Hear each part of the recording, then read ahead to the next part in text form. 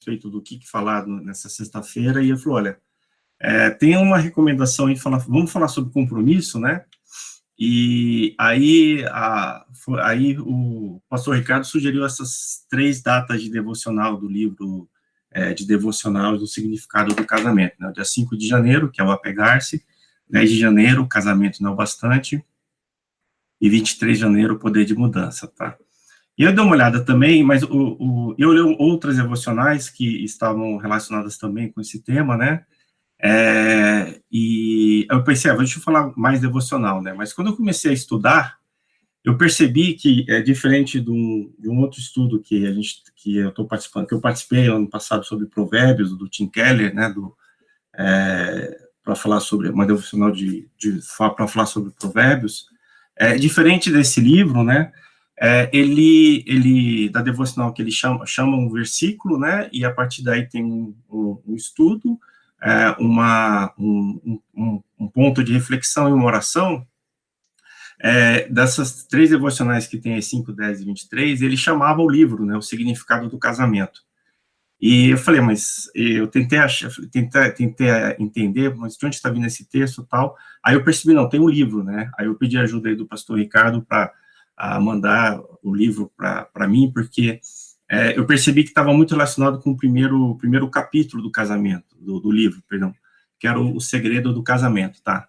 Então, essa apresentação, esse estudo, eu estou fazendo uma mescla, né, do que tem na devocional, e o que eu identifiquei, assim, como link no primeiro capítulo do livro, tá? Aí, pastor, você me desculpa se eu estou fazendo algum spoiler para os próximos estudos, mas eu acho que seria interessante compartilhar a parte aí um pouquinho de detalhes aí do primeiro capítulo desse livro, tá? Então, nós vamos focar aqui basicamente nessas 3 primeiras devocionais, né? Apegar-se, casamento não bastante e o poder de mudança, tá? Então, começando aqui sobre a primeira devocional, né, o texto bíblico que chama, né, em Gênesis 2, 24, né, por isso deixa o homem, pai e mãe, e se une à sua mulher, tornando-se os dois uma só carne, né. Então, em versões mais antigas da Bíblia, né, esse termo une, né, que está no versículo, ele está bem relacionado com a questão de apegar, né, grudar-se ao seu cônjuge, né, e isso é muito forte, né, porque na realidade é uma aliança que você está fazendo com uma outra pessoa, que é uma aliança de longo prazo, né, uma aliança para a vida toda, né, então isso é uma prova, né, que o amor, né, chegou justamente para ir no nível do casamento, que, como a gente viu no último estudo, o casamento é uma instituição que Deus criou, né, então, e essa aliança, simplesmente, ela concretiza essa instituição, o casamento, tá? E um ponto interessante, né, que eu vou explorar mais um pouco, é a questão é um recurso para encontrar força, né, então, ou seja, o casamento em si, essa aliança, é aquele momento, é aquele recurso que você tem, né, para justamente encontrar força no seu dia a dia, para você conseguir trabalhar, superar as dificuldades, né, do seu dia, pode ser da sua vida pessoal, individual, ou sua vida conjugal, né, então você vê esse recurso, né, você precisa se apegar ao seu cônjuge para ter esse recurso, para ter esse apoio, e encontrar forças para seguir adiante, né. E aí tem um ponto de reflexão, né, o voto do casamento é limitante a curto prazo, mas libertador a longo prazo, né, e aí é aquele ponto, assim, você concorda com essa afirmação, né, por que a gente acha que o casamento pode ser limitante ao curto prazo, né, mas quando você olha o longo prazo, você vê que é libertador, né, então acho que é uma reflexão, né, que o Tim Keller usa essas reflexões, né, e geralmente, assim, o modelo de trabalho, assim, anote a resposta dessa reflexão e vai discutir em um grupo de trabalho, tudo como que é, o que vocês acham, né, e como oração fica, né, Senhor, quando o nosso compromisso com a aliança conjugal se enfraquecer, ajuda-nos a lembrar da tua e inabalável fidelidade a nós, a qual te levou até a morte de cruz. Amém. Então, assim, lembrar, assim, a questão, o fato de Jesus ter vindo ao mundo, né, e também se sacrificar por nós. Então, para a gente lembrar que a gente tem que sempre buscar isso, né, lembrar que nossa aliança conjugal, a gente precisa lembrar que Deus nos ama e deu seu Filho para nos salvar. Então, acho que é um ponto interessante aqui, tá? Aí eu vou fazendo um link, né, com um pouco aí, falando um pouquinho do livro Significado do Casamento, tá? Eu acho que seria interessante falar um pouco do livro, não sei se vocês já leram o livro, né, mas o Tim Keller, né, ele é pastor, ele é o líder, né, o pastor da igreja da presbiteriana de Redeemer, né, e em Nova York, né, e ele começou lá em Nova York no final da década de 80, início de 90, né, e quando ele começou, ele e a esposa Kate, né, eles começaram, uma coisa que chamou a atenção deles foi que a igreja tinha muitos solteiros, né, muitos membros solteiros, e ele começou a escutar algumas objeções referente ao casamento, né, o casamento tinha, então, o que ele via, assim, o que estava bem difundido, né, principalmente na sociedade, era que o casamento tinha a relação com propriedade, né, e tinha essa ligação com as propriedades físicas e tudo, e estava numa fase de transformação constante, né? Que o casamento também, ele cerceia a identidade individual e oprime as mulheres, né? Então tinha muito essa ideia. O casamento reprime a paixão e não se ajusta adequadamente à realidade psicológica, né?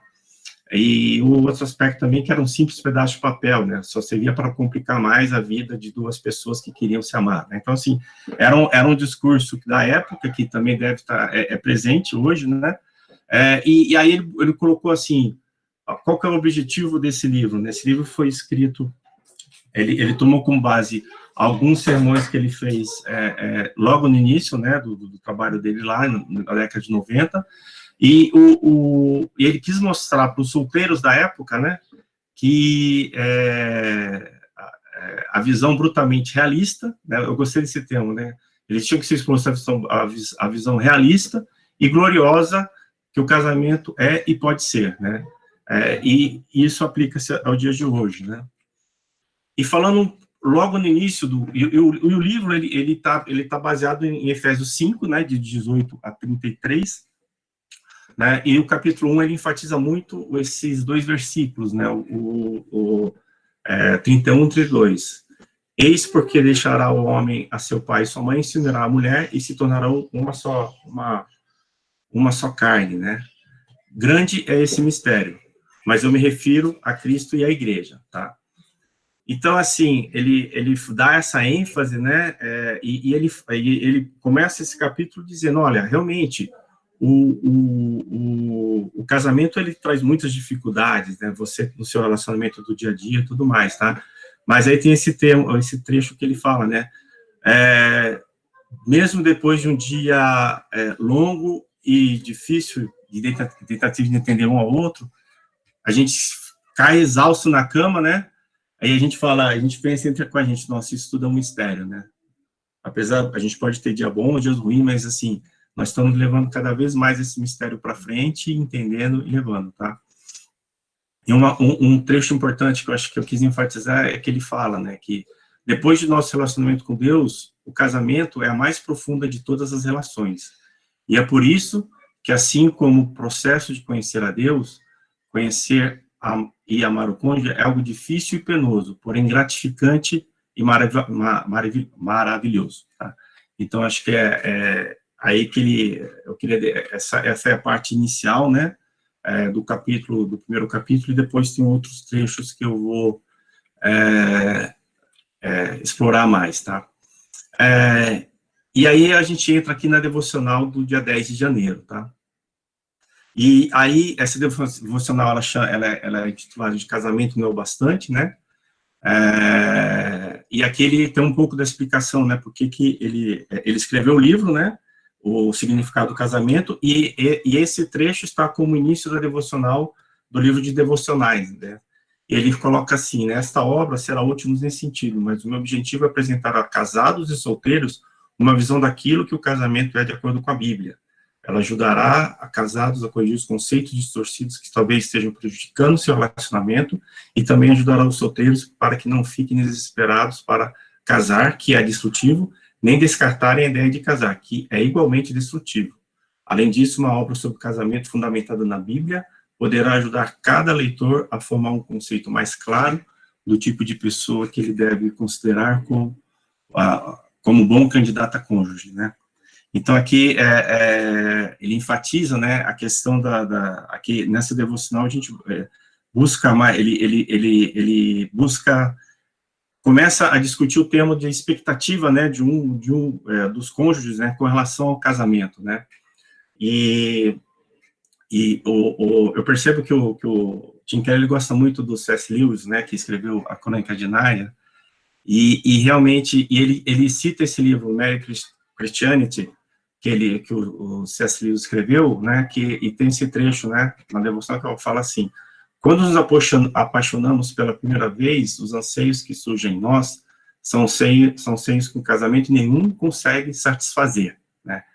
E aí, a gente entra nessa esfera, né, da expectativa do casamento, né, o que a gente espera, né, do nosso cônjuge, o que a gente espera desse casamento, né.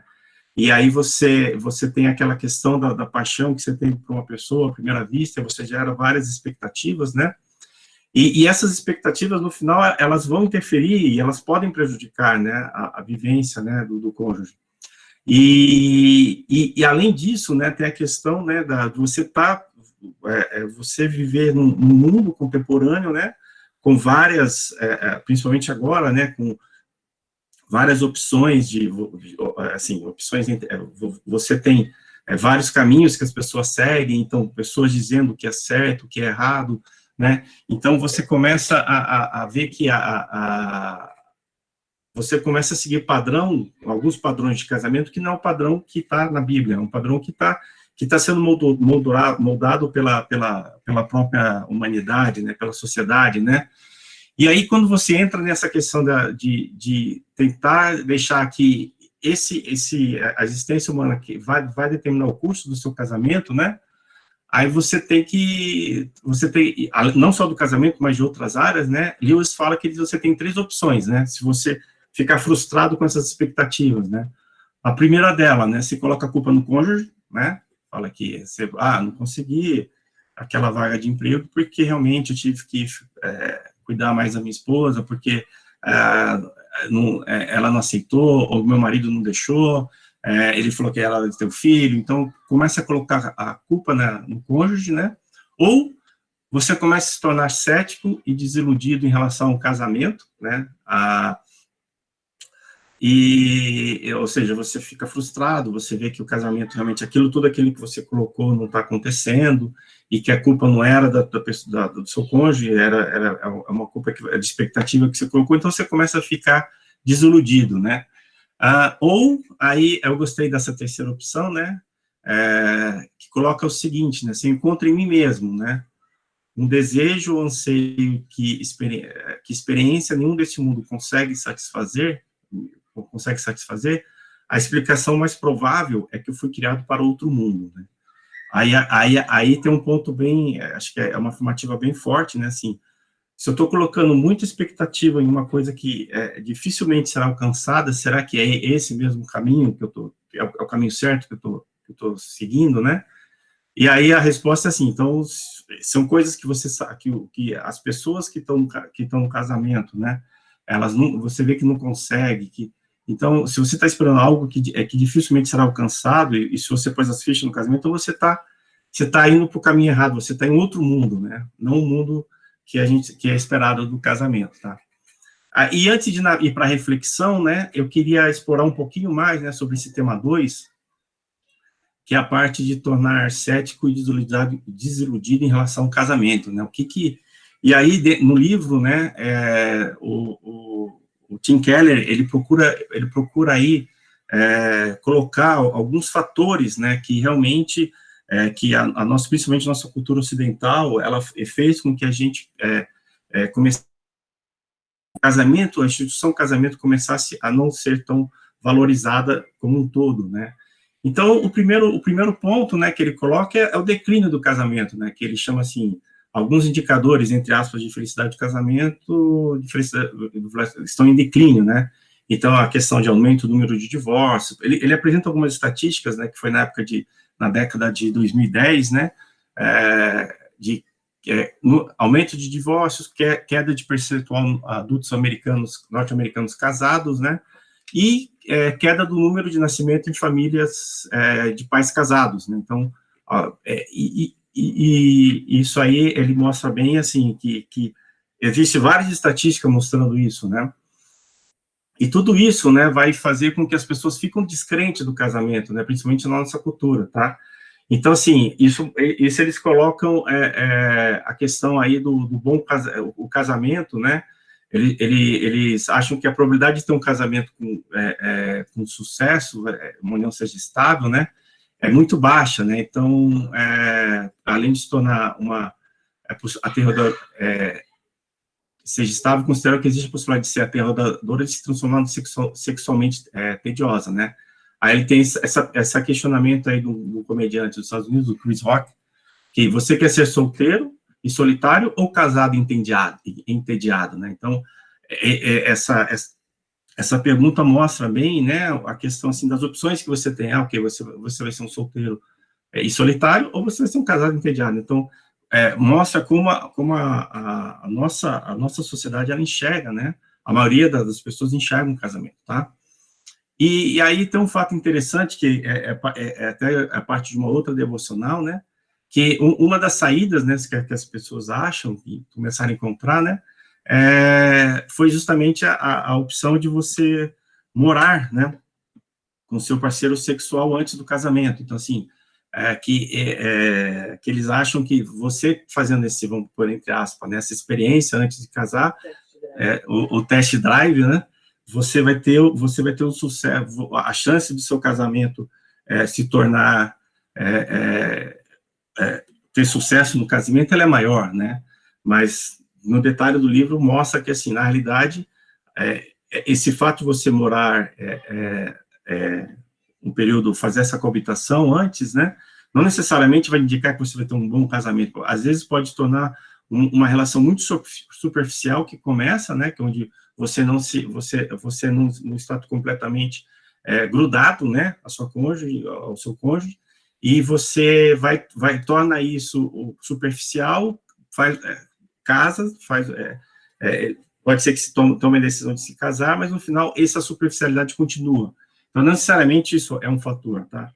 Então, aí ele coloca essa questão do declínio, né, que é um grande fator, né? Várias pesquisas que mostram, né? Inclusive, né, tem um filme, né, que ele cita no livro, né, Monogamy, que o diretor, né, o diretor do filme, ele fala justamente, ele tenta ilustrar as dificuldades do casamento, que não tem como, e no final o filme, assim, é tão difícil que realmente não tem outro caminho a não ser seguir o divórcio, né? Mas o interessante é que quando ele fez o autor, né, desse filme, que criou o livro, que criou o filme, ele entrevistou 52 casais, né, que realmente tiveram problemas conjugais, que alguns divorciaram, outros continuaram a conviver, mas ele não entrevistou nenhum casal que tem um casamento, né, firme, um casamento que é estável, né, com filhos crescendo, netos. Ele não entrevistou nenhuma família, né, e a justificativa dele foi a seguinte: os casamentos que dão certo, eles são tediosos, então não seria interessante colocar no filme. Então, você vê que tem essa tendência aí da sociedade, né. E aí ele entra também, né, além do fator dessa questão do declínio, estatística de declínio, né, tem a questão da história do casamento, né, que aí o Tim Keller, ele aborda duas vertentes, né, uma que é duas origens, né, a católica protestante, né, e a questão do iluminismo, né, onde a católica protestante, né, ela ensina como em comum, né, criar uma estrutura para devoção e amor entre o marido e a mulher para o resto da vida, tá? Então, e não sendo que para a católica, né, busca ter esse sacramento com o amor de Deus, né, e a versão protestante ainda tem a ênfase de contribuir para o bem comum, né? Então, era justamente a estrutura do casamento era justamente para você unir as pessoas, criar uma estrutura de devoção e amor e seguir crescendo, né? E aí, logo em seguida, veio o iluminismo, né? O iluminismo, ele trouxe aí a questão da liberdade do indivíduo em cena, né? Então, o casamento que era defendido por essa linha católica e protestante, por iluminismo, ele trazia, assim, você privava a liberdade do indivíduo, certo? E aí, em vez de, o que acontecia é que o que diz iluminismo, em vez de ser um modo de encontrar sentido na abnegação e abrir a mão das liberdades individuais no compromisso com deveres do matrimônio da família, o casamento foi definido como uma forma de encontrar satisfação emocional e sexual e plena realização pessoal, né? Ou seja, ele trouxe a esfera do casamento para o indivíduo, ou seja, que a pessoa se sinta realizada, não que o casal se sinta realizado, né? Então, aí coloca que tem essa ênfase, o iluminismo privatizou o casamento, removendo do âmbito público, redefiniu seu propósito como sendo gratificação individual e não como um bem maior, como refletir a glória de Deus, formar caráter ou educar filhos. Aos poucos, essa interpretação do significado do casamento começou a tomar lugar dos conceitos anteriores da cultura ocidental, que era justamente essa origem católica e protestante, tá? Então, tem esse fator, né, da história do casamento também, né, e também tem o fator, né, da busca pela alma gêmea, né, e aí ele enfatizou uma pesquisa que foi feita com os homens, né, que justamente, assim, que os homens não pretendiam se casar porque não encontravam a alma gêmea perfeita, alguém extremamente compatível, né, mas o que significava esse compatível, né, então o compatível tinha aquela questão da atração física e química sexual, né, que os homens buscavam, né, nessa pesquisa, mas o que chamou a atenção, né, essa questão da compatibilidade, né, significava disposição de aceitar-me como eles eram, sem necessidade de mudá-los, né, então, assim, eu sou dessa forma, então eu não vou mudar, né, então é defeito de fábrica, eu já vim com esse defeito, então não vou conseguir mudar, então, assim, então vem essa questão aí, né, da alma gêmea, então buscar uma pessoa que me aceite do jeito que sou, né? E aí entra o início desse tópico, justamente focando na entrevista com os homens, mas o fato é assim, tanto os homens quanto as mulheres, né, buscam satisfação emocional e sexual de alguém que lhes permita ser autêntico, querem um cônjuge que seja divertido intelectualmente, estimulante, sexualmente atraente, com vários interesses em comum e que, além disso, apoie os seus objetivos pessoais e o seu atual estilo de vida. Ou seja, nós não vamos mudar, a gente não vai, isso, então, eu tenho que achar uma pessoa que se adeque a esse perfil, né, que me procure dessa forma, né, que me aceite dessa forma, tá? E aí entra essa busca pela alma gêmea entra num conceito pessimista, né? Porque você fica à procura desse parceiro, fica à procura desse parceiro, né? Que aí você adia o casamento porque você não achou a pessoa ideal, né? Então, isso que ele chama de o idealismo pessimista, né? Então, todos ficam à procura, né? E aí entra um agravante, né, que no caso das mulheres, porque o fato dos homens não acharem, né, uma pessoa ideal, então não se casarem, as mulheres, elas começam a avançar a idade, então as mulheres querem se casar, começam a avançar a idade para ter filho, então elas procuram se casar mais, tentam se casar, elas têm a procura de casamento maior que o dos homens, né, e aí, quando foi perguntado, nessa pesquisa foi perguntado, mas você não se importa porque algumas mulheres estão com a idade avançada e não vão conseguir se casar, né? Conseguir ter filhos, posso não conseguir ter filhos? Aí a resposta, não, mas isso aí não é um problema nosso, é um problema delas, né?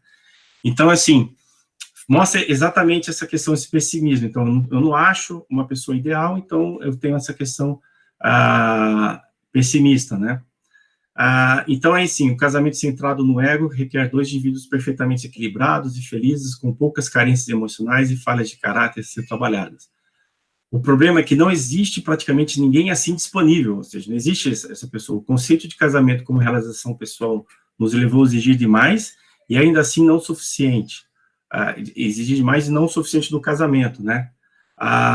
Então as pessoas esperam muito do cônjuge, né? Então tem até um termo que ele usa no livro, assim, que as pessoas começam a usar um detector de defeito para não escolher o cônjuge. Então, nesse sentido aí que tem essa ironia no casamento, né?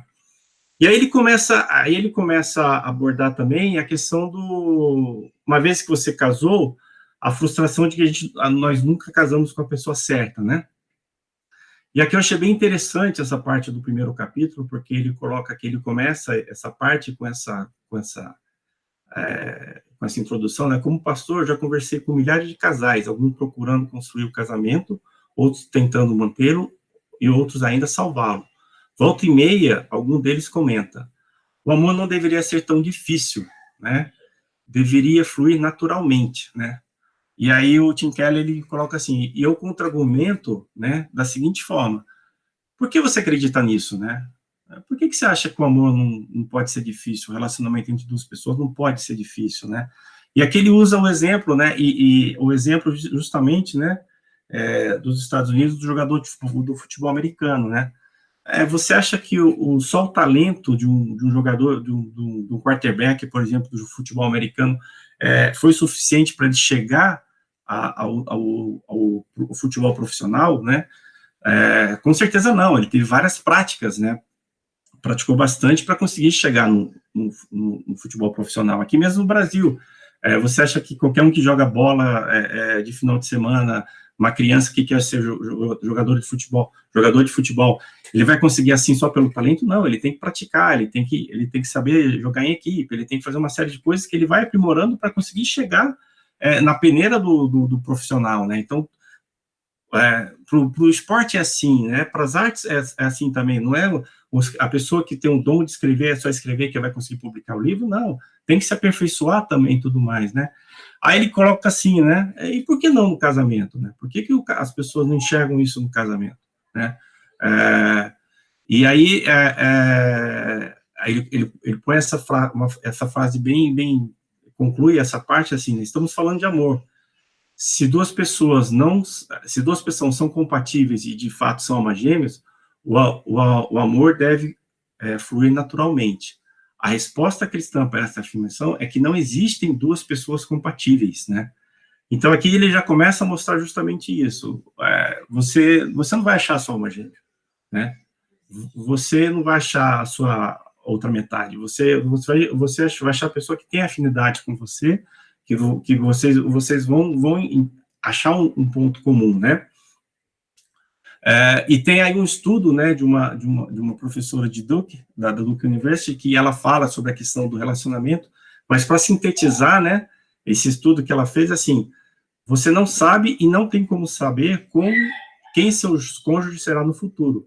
Só poderá descobrir quando chegar lá, né? Ou seja, você tem que ir construindo essa base, né? Você não vai descobrindo no primeiro mês de casamento, né? No primeiro ano, como vai ser daqui a 10 anos, 50 anos, né? Então, você vai construir isso, né? Esse conhecimento da outra pessoa, né?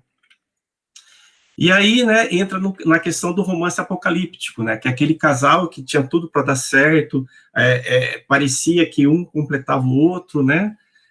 E as pessoas, e ele cita o exemplo de um casal, eu não sei se era da igreja, da comunidade dele, mas ele fala bem assim, que realmente eles eram complementares, né? Ela era uma pessoa recatada e ele era uma pessoa mais extrovertida, né?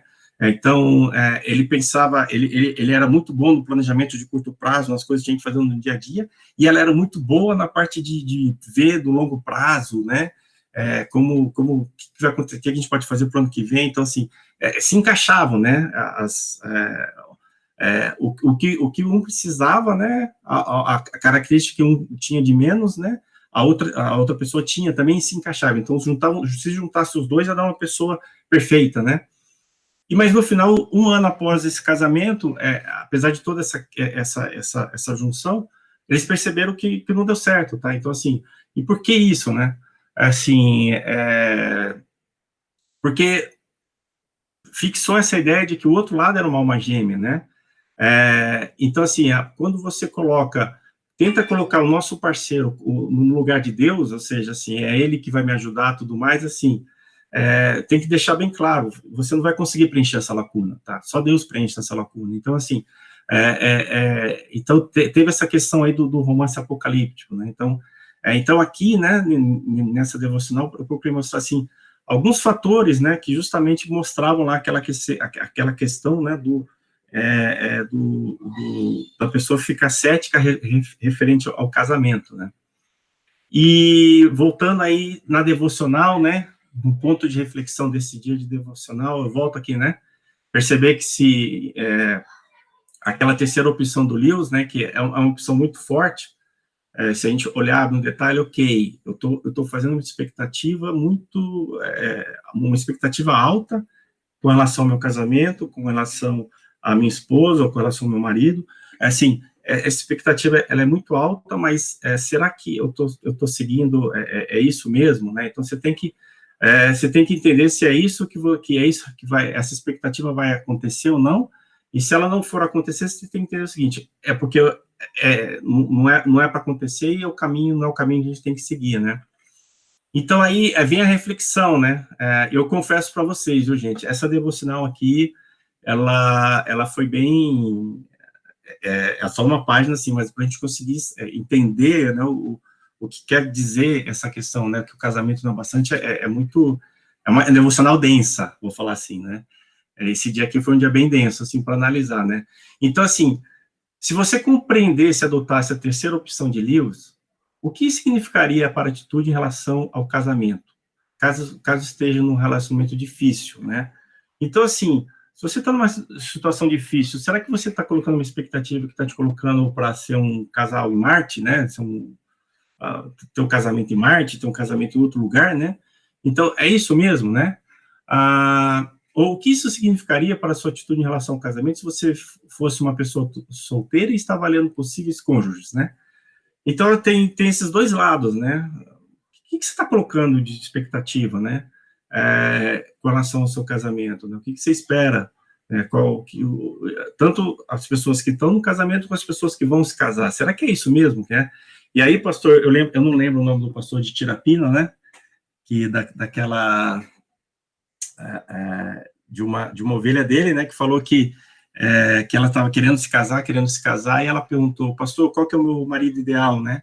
Aí o pastor respondeu, você tem que procurar alguém que ame a Deus mais que você, né? Então, essa devocional me lembrou muito esse caso, né? E acho que é isso, porque aí você vai conseguir, né, trazer essa pessoa que, nós vamos falar na próxima devocional, que é justamente trazer essa reflexão, né, que você pode estar esperando muito, tá? E um pensamento para oração, né? Ore para que você seja capaz de abraçar a terceira opção, né? A fim de evitar uma visão romântica ou cética sobre o casamento. E também para aprender a amar a Deus mais do que qualquer outra coisa, né? Então, acho que um pensamento para oração, né? Para você sempre estar buscando isso. Será que eu estou caminhando para a terceira opção agora, né? Então, deixa eu voltar, pedir ajuda de Deus para justamente ir nesse aspecto, tá? E aí vem a devocional, né, o poder da mudança, né? Então aqui já vem uma ênfase, né, do benefício do casamento, né? Que aí ele quer mostrar justamente essa questão do casamento, qual que é o benefício que ele traz, né? E aí ele vem com as estatísticas, né? E é engraçado que no mesmo capítulo que ele mostra as estatísticas que o casamento está em declínio, que tem tudo para justamente você não confiar no casamento, aí ele mostra outras estatísticas, né? O pastor Ricardo até fala algumas em alguns sermões para a gente, mas assim, um levantamento de dados associados à aposentadoria realizado em 92 mostra que indivíduos casados com o mesmo cônjuge por vários anos tinham 75% mais recursos ao se aposentar do que aqueles que nunca haviam se casado, ou que haviam se divorciado e não tinham se casado novamente, tá? E aqui, né, eu acho interessante essa estatística, porque, e principalmente por estar nos Estados Unidos, né, essa questão da aposentadoria e essa questão financeira, né, do que a pessoa vai fazer após a aposentadoria, ela é muito forte, né. Então, assim, ele mostra assim, ó, se a pessoa está casada por muito mais tempo, tem um cônjuge junto, tomando as decisões corretas, ela vai conseguir salvar mais dinheiro, né? E por quê, né? Em parte, isso se deve ao fato de pessoas casadas apresentarem melhor saúde física e mental. Ademais, o casamento é um excelente amortecedor que ajuda os cônjuges a lidar com decepções, doenças e outras dificuldades, né? Eu acho que nós estamos aqui no Covid, né? Nessa pandemia, acho que eu acho que o exemplo melhor, né, que a gente está vivendo hoje, não tem, né? A gente está praticamente vivendo há um ano, né, nessa história de quarentena, nesse regime de quarentena em função da pandemia, e a gente está, por incrível que pareça, a gente está se conhecendo mais, né, nesse período também. Então, acho que, assim, aí que entra a força do casamento, né, porque conseguir entender o limite um do outro, saber como atuar, né, e, além disso, os estudos mostram que os cônjuges cobram mais responsabilidade pessoal e autodisciplina um do outro que amigos ou membros da família, né? Ou seja, né, tem horário, com os filhos, né, a gente tem que mostrar uma rotina para os filhos, uma dedicação, né? Mesmo entre nós, a gente tem que ter uma rotina, assim, estamos no meio da pandemia, estamos em casa, então cada um tem que fazer uma atividade específica, trabalhar para justamente ter um ambiente em harmonia, né? E, além disso, os cônjuges, porém, ajudam um ao outro a poupar, investir e adiar autogratificação. Não há nada melhor para amadurecer o caráter que o casamento. Então, aqui ele começa, né, ao invés de começar com... Essa é uma outra devocional, que ao invés de ele começar com um versículo da Bíblia, ele começa com esse trecho também, que é do livro, né? E aí entra um pouco do que ele fala, né, no desenvolvimento dessa devocional, né, que o relacionamento conjugal propicia apoio em termos de sofrimento, prestação de contas, mudança de comportamento, incentivo para aprender a pensar em longo prazo e não com impulsividade, né. Então, acho que é justamente o casal, a família em si, ela consegue, né, fazer uns planos, definir prioridades, ver o que está certo ir para ter esse tipo de investimento, se não tem. Então, você, trabalhando dessa forma como família, você consegue realmente ter maior proveito, porque a gente sabe onde vai chegar, e qual que é o fruto que a gente vai ter dessa decisão, né? Então, tema interessante, né? O cônjuge consegue ver e sentir suas falhas mais do que qualquer outra pessoa, né? Aí eu vou dar uma experiência própria, né? A Ana Cláudia falou aqui dessa experiência da 3M, né? E ela começou a atuar numa área da 3M, que é justamente a área que eu fiz todo o meu histórico profissional, que é a parte de planejamento de supply chain, né? Então, eu vi que ela começou a entrar nos processos, eu falei, mas, Cláudia, peraí, mas não é assim que tem que ser, né? Então, mas eu percebia que ela precisava de um coach, né, para fluir nessa área. Então, aí eu comecei a ajudá-la, né, porque, assim, é aquela história, o cônjuge, ele sabe quando um outro precisa de ajuda, tá? Então, consegue sentir, ver essas falhas, né, e tem, assim, eu já escutei muito, né, e esse aspecto é importante, né, porque quando a gente está em liderança, em cargos de alta liderança de empresas, né, é muito comum escutar o termo do seguinte: olha, o que eu vou falar aqui nessa sala fica aqui, mas é uma coisa que eu nem vou falar para minha esposa, né? A gente usa bastante esse termo para justamente falar assim, do grau de confidencialidade que é a informação, não pode sair da sala, entendeu? É uma coisa que eu não compartilho nem com minha esposa, então eu preciso falar para você porque a gente precisa tomar uma ação. Então, assim, aí você vê, assim, nessa frase você vê a importância, essa questão de confiança, né, do cônjuge, né? Mas aí tem um outro lado, né? Tem a questão da sinceridade no casamento, tá? Então, assim, apesar disso tudo, do ponto positivo, né, tem a questão da sinceridade, né, de você se doar no casamento, ou seja, você falar com sinceridade, né? E se a gente não fala com sinceridade, né, a gente pode distorcer mais ainda a imagem que a gente tinha do cônjuge do que tinha antes. Então, assim, a gente pode criar uma distorção também no casamento. Então, apesar do casamento ser essa instituição sólida que pode nos ajudar a crescer, a tomar decisão em conjuntos e tudo mais, é importante também atuar com sinceridade, tá? E aí tem a reflexão, né? De que modo o fato de não falar a verdade falar a verdade em amor no casamento distorce a visão que cada cônjuge tem de si mesmo, né? Ou de que modo o fato de falar a verdade sem amor causa distorções, né? E de que modo amar, mas esconder a verdade traz distorções. Então, assim, aqui o Tim Keller gosta de explorar muito isso, né? Fazer com que a gente pense todos os lados possíveis, né? De uma determinada situação, tá? Então, assim, o que significa, né, falar a verdade, né? Como que a gente pode justamente colocar essa verdade no nosso casamento, né? E aí, como pensamento para a oração, né? Peçam que Deus ajude vocês a falarem a verdade em amor um ao outro. Peçam especialmente a gentileza e a sabedoria necessária para dizer coisas difíceis de maneira que o ouvinte ainda possa aceitar, né? Então, acho que esse segundo ponto acho que é mais importante. Então, às vezes, você sabe o que você vai falar. Pode ser... você vai falar passar uma informação difícil, mas a gente precisa saber como falar isso, né? E de tal forma que como que o ouvinte vai aceitar. Então, assim, como o outro lado vai aceitar? E nós que estamos num casamento por muito tempo, vivendo com a mesma pessoa, a gente sabe, a gente tem que ter esse discernimento, né?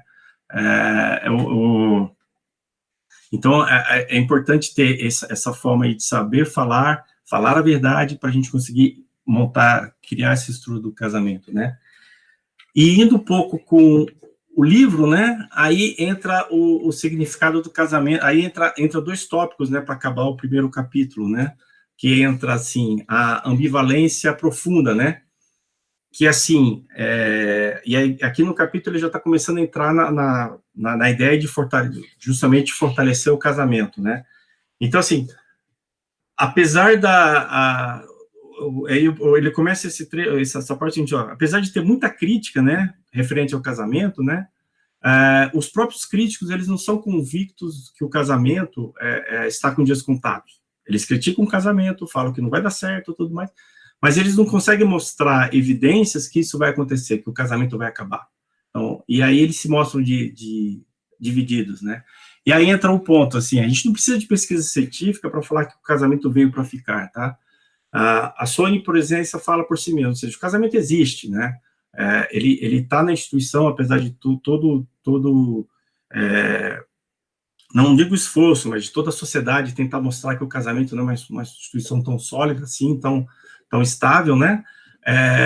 Aí tem um contraponto, a gente não tem conhecimento, né, de uma cultura ou de século em que o casamento não fosse fundamental para a vida humana, ou seja, o casamento sempre existiu, o casamento entre o homem e a mulher sempre foi fundamental. A gente viu isso com Adão e Eva, né, com Noé. Então, assim, é necessário ter o casamento para você começar a crescer, né, para você ter herança aqui na Terra, né? Então, eu acho que esse é um ponto importante, tá? E aqui eu vou começar a ler mais, porque são mensagens bem fortes, né, que eu gostaria realmente de transmitir o que está escrito no livro, tá? Se nossos conceitos de casamento são românticos ou idealistas demais, é porque subestimamos a influência do pecado na vida humana. Se somos pessimistas e cínicos demais, é porque não entendemos corretamente a origem divina do casamento. E se de algum modo conseguimos adotar dois posicionamentos como fez a nossa cultura moderna, somos duplamente sobrecarregados por essas distorções. E, no entanto, o problema não está na instituição, o problema está em nós mesmos. Entendeu? Então, assim, nós temos que justamente entender que a gente não pode subestimar a influência do pecado na nossa vida e no casamento também, entendeu? Então, a gente tem que mostrar assim, a gente não, também não menosprezar a origem divina do casamento. Acho que são pontos assim. Então, assim, o problema não é a instituição, o problema somos nós que não estamos entendendo a questão do casamento, né? Aí ele entra no trecho, o grande segredo, né? E aí eu volto aí no trecho, né, do início do capítulo, que é: eis porque deixará o homem a seu pai e a sua mãe, e se unirá a sua mulher, e se tornarão os dois uma só carne. Grande é este mistério, mas não me refiro a Cristo, mas eu me refiro a Cristo e à igreja. E aqui ele começa a explorar mais a questão desse versículo, né? O termo mistério, né? Aí o apóstolo Paulo, quando você traz para o grego, mistério, né? Esse tema ele está falando, ele está relacionado, né? O apóstolo Paulo ele já usou em outras passagens esse termo mistério, mas ele tá relacionando assim a verdade maravilhosa que Deus revela. Gradativamente por meio do seu espírito. Então, esse é o mistério, né? É a revelação que Deus está mostrando gradativamente por meio do seu espírito, tá? Então, assim, em resumo, o casamento, o segredo não é apenas o casamento em si, é a mensagem que os maridos devem fazer, a mensagem que o marido deve fazer pelas esposas aquilo que Jesus fez para nos unir a ele, né? Então, o que ele fez? Jesus se entregou por nós. Jesus, o Filho, embora em relação à desigualdade com o Pai, abriu mão de sua glória e assumiu assumiu nossa natureza humana. Ou seja, ele se entregou. Então, nós, como marido, nós precisamos nos entregar também ao casamento. Então, aí vem a primeira mudança, né? Eu preciso me entregar a esse casamento, eu preciso me entregar a essa instituição, assim como fez Jesus, tá? Mas ele foi além, ele morreu voluntariamente na cruz a fim de pagar a pena de nossos pecados, removendo a culpa e a condenação para que pudéssemos ser unidos a ele, e a fim de nos notar participantes de sua natureza. Ele abriu mão de sua glória e poder e tornou-se servo, morreu para seus próprios interesses e cuidou de nossas necessidades e interesses. O serviço sacrificial de Jesus nos uniu, e ele o uniu a nós de forma profunda. Paulo diz que essa é a chave não apenas para entender, mas também para vivenciar o casamento, né? Ou seja, essa questão da servidão, de abrir mão, né, da glória para justamente servir para nós, né? Então, acho que esse é o ponto, né? Se Deus tinha em mente o evangelho da salvação em Jesus quando instituiu o casamento, então o casamento só funciona à medida que se aproveita do modelo de amor abnegado de Deus em Cristo, tá? Então, acho que é aí que vem o segredo, né? Que o evangelho de Jesus e o casamento se explicam um ao outro, que quando Deus inventou o casamento, já pensava na obra salvadora de Jesus. Então, assim, e o que a gente precisa, né, fazer é justamente conhecer mais o evangelho, entender o evangelho, porque tem as escolhas que aí nós, como cristãos, temos que fazer, né? Então, primeiro, assim, o ensinamento cristão nos oferece uma escolha entre satisfação e sacrifício. Não, desculpa. Não nos oferece uma escolha entre satisfação e sacrifício, mas sim a satisfação mútua por meio do sacrifício mútuo, tá? Então, acho que é bem forte essa afirmação, né? Então, a gente tem que se sacrificar, a gente tem que buscar a nossa satisfação coletiva, né, da família, do casamento, por meio de um sacrifício mútuo. Ou seja, a gente tem que sempre, cada vez mais, nos aperfeiçoar, entender mais o evangelho, para justamente entender que nós somos pecadores, precisamos do perdão de Deus e também precisamos entender mais o nosso cônjuge e seguir adiante a nossa vida, né? E de que modo você precisa, então, fazer o casamento dar certo? Precisa conhecer o segredo, o evangelho, e como ele dá o poder e o modelo para o seu casamento. A experiência do casamento lhe revelará a beleza e o aspecto mais profundo do evangelho.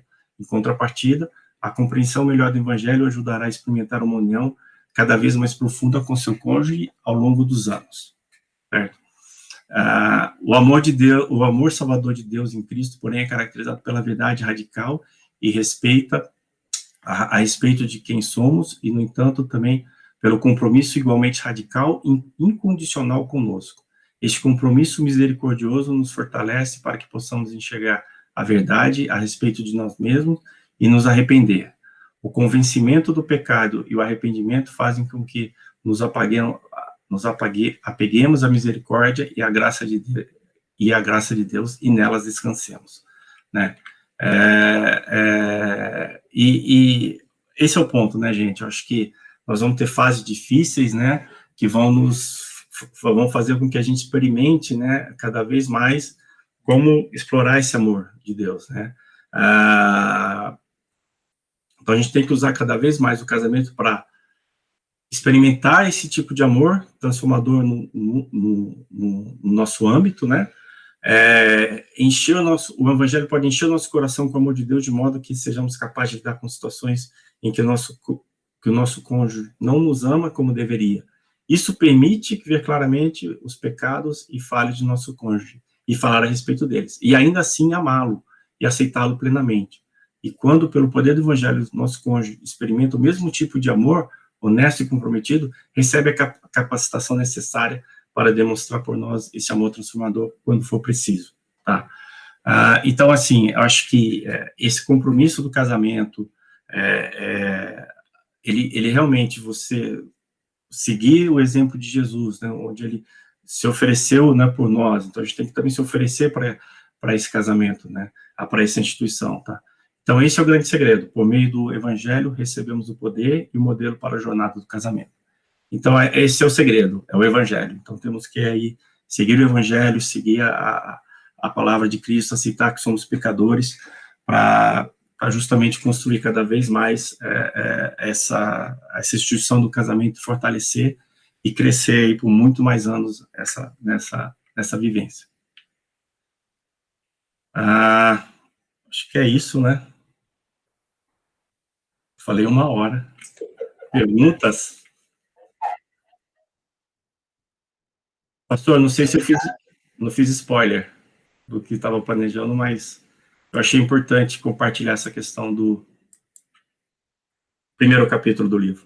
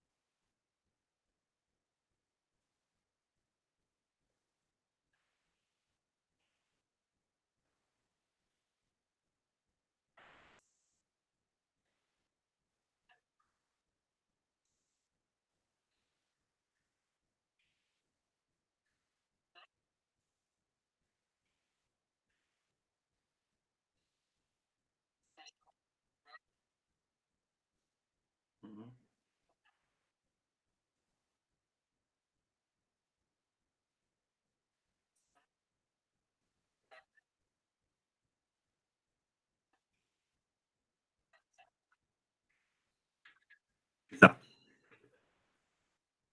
É isso.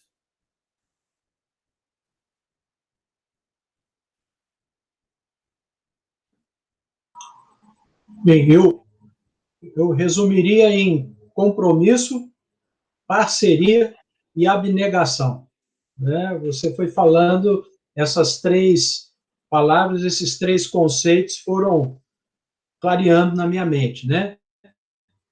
O compromisso de amor, acima de tudo, com Deus, que vai me levar a um compromisso de amor com o meu cônjuge, né? A parceria, que implica em cumplicidade, em saber que não sou perfeito e a outra pessoa não é perfeita, são 2 imperfeitos, né, buscando a perfeição, e isso é bem complicado, né? Exato. E isso só consegue com a abnegação, que foi o exemplo de Cristo, né? Que sendo perfeito, ele sim é o único perfeito nessa história, né? Se humilha, né? através da abnegação dele, para nos mostrar como esse amor pode transformar realmente, né, a imperfeição numa caminhada de sacrifício mútuo, né, mas que vai trazer satisfação mútua também, né? É isso.